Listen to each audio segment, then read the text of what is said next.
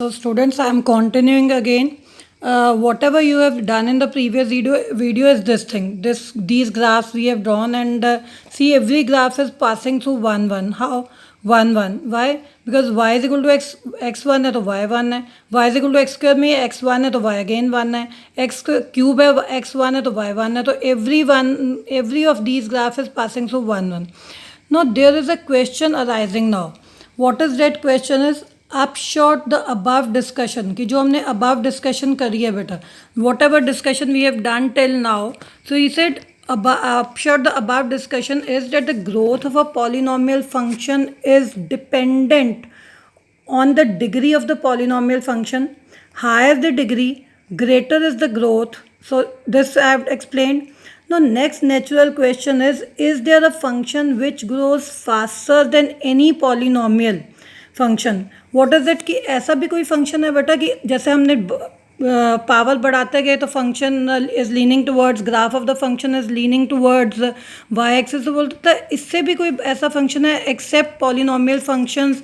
कोई ऐसा फंक्शन है? Is there a function in which he said, is there a function which grows faster than any polynomial function? Got it? So he said the answer is affirmative. Affirmative means yes. And an example of such a function is what? Y is equal to 10 raised to power x. Got it? Y is equal to 10 raised to power x. मतलब अब ये क्या है बेटा? These are called exponential functions. अब यहाँ आप देखो क्या है कि अगर मैं x को 1 वैल्यू देती हूँ तो y is equal to 10, x को 2 वैल्यू देती हूँ तो y बिकम्स 100, x को 3 वैल्यू दे रहे हैं तो y becomes what 1000. Can you see कितनी तेज़ी से फंक्शन बढ़ रहे हैं? But the thing again is base, that is what is 10 here, is always greater than 1. Got it? Base is always greater than 1. तो सिर्फ यही नहीं बेटा, ऐसे ही I can show you y is equal to a raise to power x is also a exponential function. ये भी एक एक्सपोनेंशियल फंक्शन है. सो एक्सपोनेंशियल फंक्शन के केस में वैल्यू और जल्दी से बढ़ती है. So our claim is that this function f grows faster than f n x raise to power n for any positive integer n. कि अगर आप ये तो what is this is polynomial function. Polynomial function के में आप जितनी भी वैल्यू यहाँ पे n की बढ़ाते जाओ उसके कंपैरेटिवली अगर आप एक्सपोनेंशियल फंक्शंस की बात करोगे तो वैल्यू एकदम ग्रो कर जाएगी, बहुत तेज़ी से बढ़ेगी. Got it? So I have shown it here like this. So these functions are called exponential functions हैं. y is equal to ax is also exponential function, but the thing is a should be greater than 1. That is base is always greater than 1.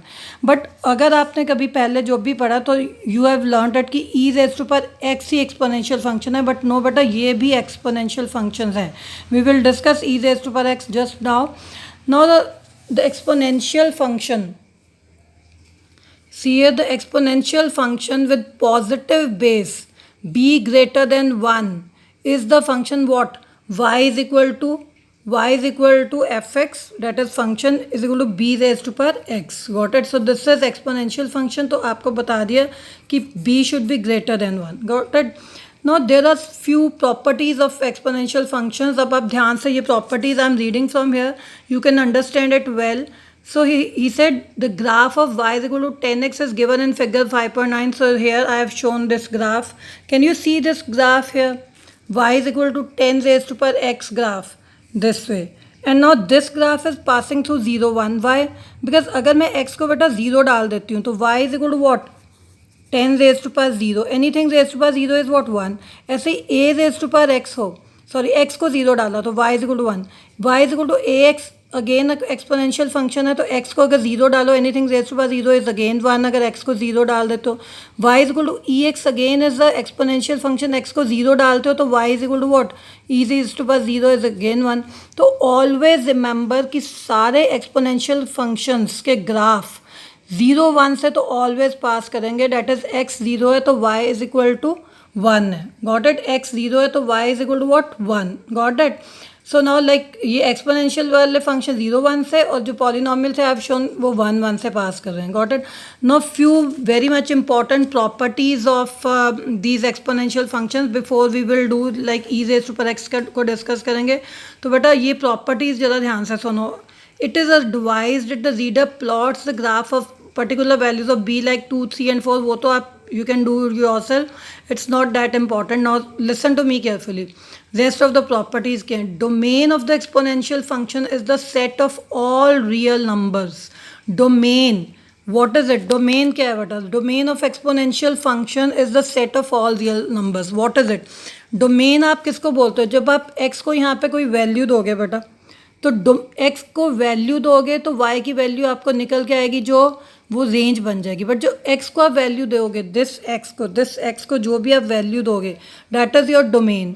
तो इसे domain of the exponential function is R, the set of all real numbers. अब x को तो आप कुछ भी value दे सकते हो ना. x can be negative, can be positive, can be zero.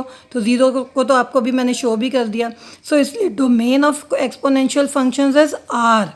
Got it? The set of all real numbers. आप x को कुछ भी वैल्यू दे सकते हो, can be positive, can be negative, can be zero.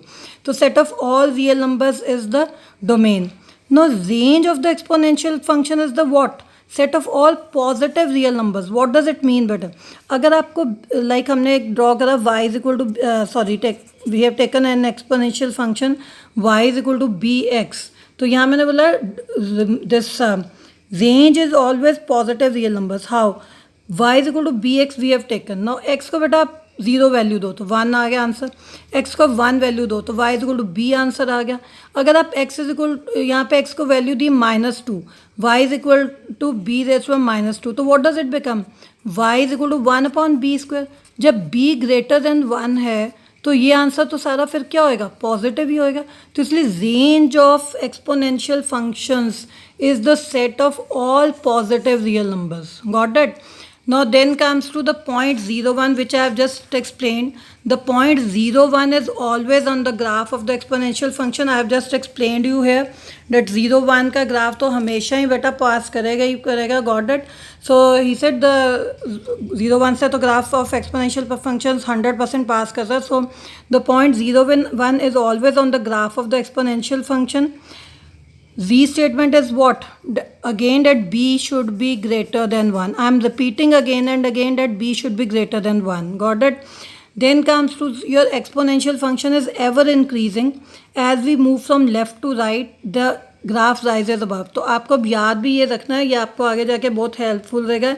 Exponential function is always increasing functions. Got it? Exponential functions is always increasing function.